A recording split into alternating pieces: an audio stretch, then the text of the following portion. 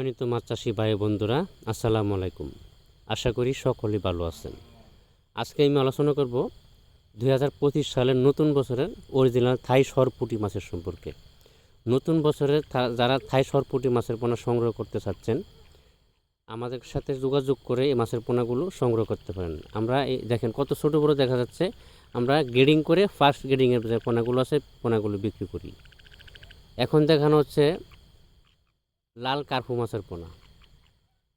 দেখেন কত সুন্দর লাল কার্পু মাছের পোনা দেখানো যাচ্ছে। তো যারা লাল কার্পু মাছের পোনা, হাঙ্গারি বা সাদা কার্পু সকল ক্যাটাগরি লাইনের মাছের পোনা আমাদের কাছে পাওয়া যাচ্ছে। অবশ্যই মাছের পোনা সংগ্রহ করার সময় একটু যাচাই বাছাই করে তারপরে মাছের পোনাগুলো সংগ্রহ করবেন, কেননা এখন প্রতারকের সংখ্যা অনেক বেশি বেড়ে গেছে। এখন যে স্ক্রিনে মাছগুলো দেখানো হচ্ছে এটি হলো দেশি শিং মাছের পোনা। তো দেশি শিং মাছের মধ্যে আপনার কিছু ব্যবধান আছে।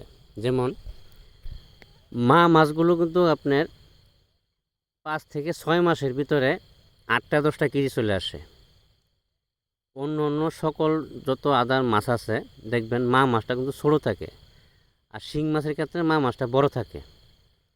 পুরুষ মাছটা আপনার 5-6 মাসে দেখা যাচ্ছে যে 30-40টা বা 20টা কেজি আসে।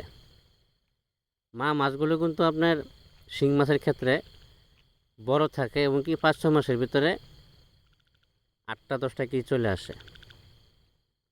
তো মাছের পোনা যখন যে কোনো হ্যাচারি থেকে সংগ্রহ করবেন, তো মা মাছগুলো সংগ্রহ করবেন, সবথেকে ভালো হবে। যদি একবারে 90% যদি আপনি মা মাছ নিতে পারেন তো সবচেয়ে ভালো হবে। 10% নেবেন পুরুষ মাছ, এটা ভালো হবে। কারণ অনেকেই শিং মাছ চাষ করে লসের সম্মুখীন বেশিরভাগ হয়েছে। আপনারা মাছের পোনা সংগ্রহ করার সময় একটু ভেবেচিন্তে পরিচিত কোনো হ্যাচারির মাধ্যমে, যদি কোনো লোকের মাধ্যমে কোনো হ্যাচারি থাকে, তারপরে সংগ্রহ করুন মাছের পোনাগুলো। আজকে এ পর্যন্তই। সকলে ভালো থাকবেন। ধন্যবাদ।